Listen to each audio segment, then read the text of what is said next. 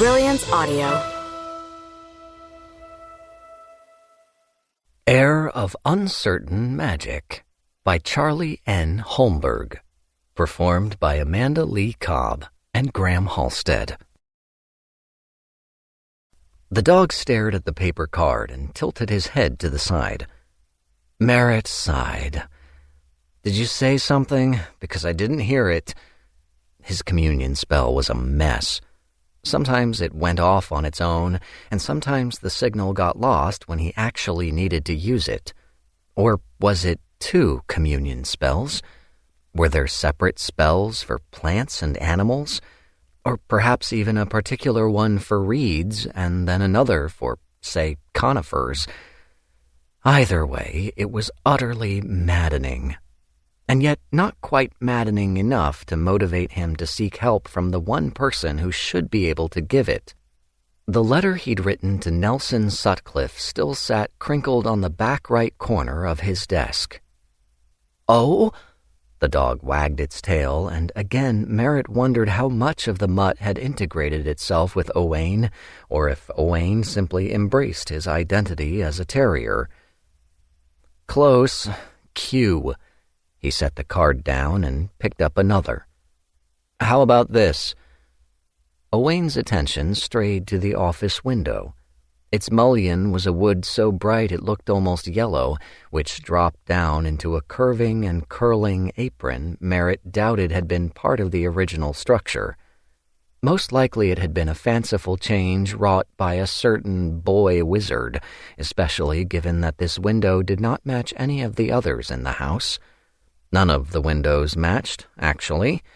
It had taken Merritt a while to realize it, and yet he sort of enjoyed the eccentricity of the fact. Merritt turned in his chair, the back of which pressed against his desk, to glance out the window, but there was nothing.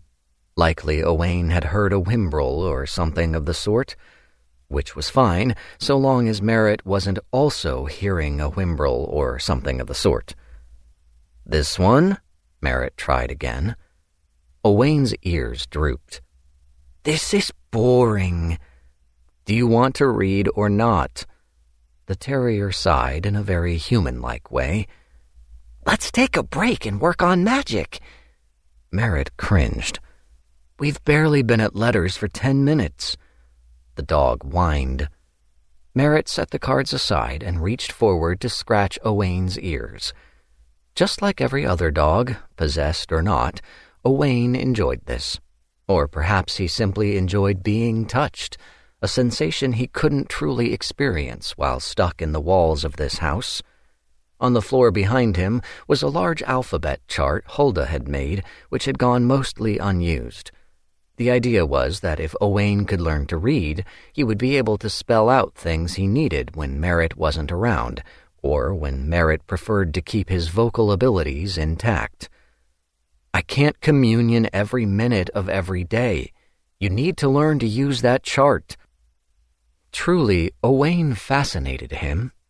Despite having a spirit some 220-something years old, Owain still behaved like a boy.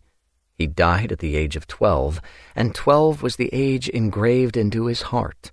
Perhaps his lack of maturity came from being alone for so long, away from the social and familial interactions that would have helped him grow up. Perhaps aging was a thing of the body and not the soul. Merritt's hands slowed. A long breath passed through his nostrils. "Best to learn it quickly, and take care when you're running about the island. I don't know how close I have to be to hear you." Owain pulled from Merritt's fingers and tilted his furry head to the side. "What do you mean?" Unease scraped along Merritt's stomach.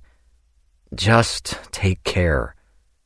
Owain pushed his nose into Merritt's knee and huffed. Merritt sighed. "You're not a house anymore, Owain." He ran his palm over his head.